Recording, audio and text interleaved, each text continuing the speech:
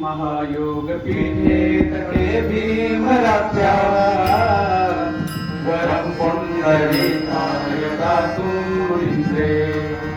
समागत्य तिष्ठन्तमानन्दकन्दम् परब्रह्मलिङ्गं भजे पाण्डुरङ्गं पाण्डुरङ्गाकारो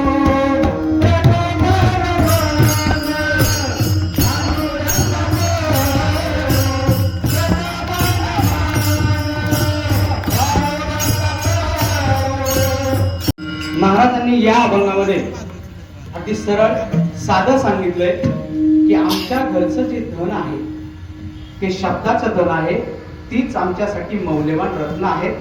पहिल्या ओळीचा अर्थ पहिल्या चरणातल्या शब्दांचीच शस्त्रे आम्ही करतो, भले ती देऊ कासेची लंगोटी नाठाळाच्या माती हानो काठी. शब्दाची आमच्या जीवाचे जीवन जगण्यासाठी आम्हाला आवश्यक काय आहे तर शब्द आहे. शब्द वाटू धन जन लोका आणि तेच शब्द प्रसाद रूपाने आम्ही जनसामान्यांमध्ये वाटण्याचं काम करतो. तुका म्हणे पहा शब्दची हा देव, शब्दाची गौरव पूजा करू. शब्दांनाच काय म्हटलंय? देव म्हटलंय. म्हणजे शब्द रूपाला देव म्हणून महाराजांनी पाहिले. शब्दाची गौरव पूजा करू आणि शब्दाद्वारेच त्याचा गौरव करण्याचा आम्ही प्रयत्न करू. हा सरळा सरळ अभंगाचा अर्थ. विठ्ठल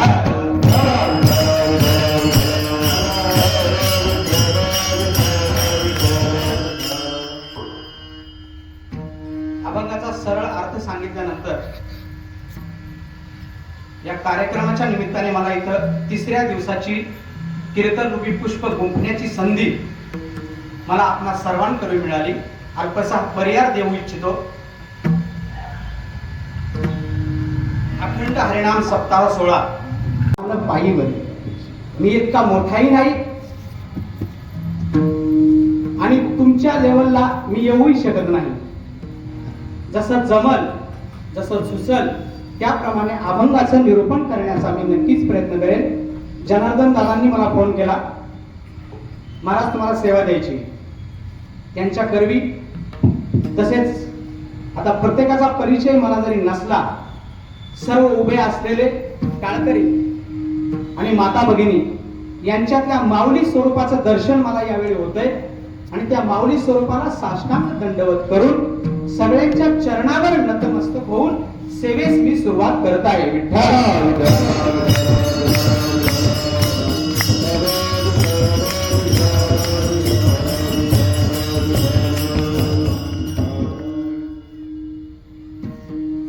आपल्याला सर्वांना परिचित असलेले दोन शब्द की ज्याच्या शिवाय आपलं जीवन पुढे जाऊ शकत नाही. पहिला शब्द आहे भगवंत, दुसरा शब्द आहे संत. या दोघांचीही कृपा जर आपल्यावरती झाली तर आपलं जीवन हे सफल झाल्याशिवाय राहणार नाही.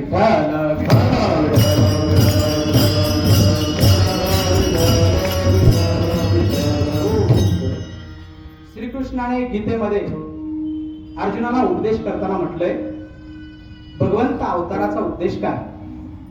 यदा यदा हि धर्मस्य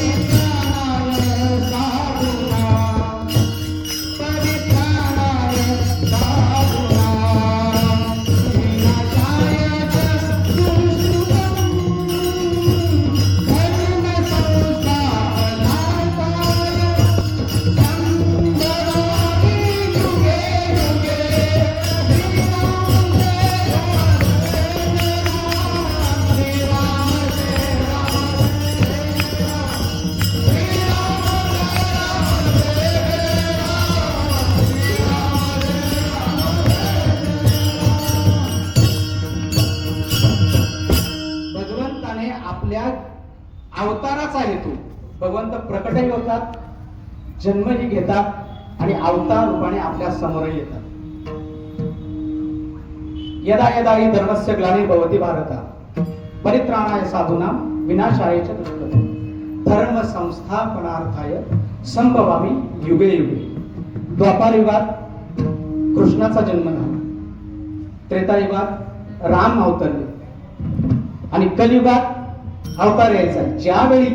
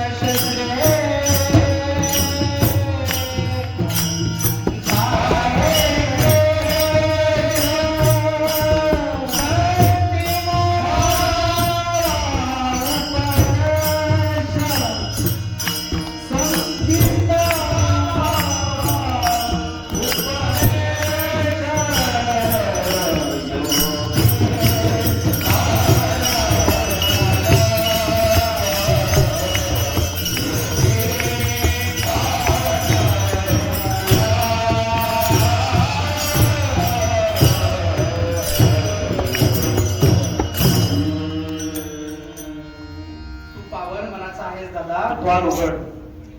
आपल्याही मनाचं ताटीचं द्वार उघडेल का हो? नक्कीच उघडेल.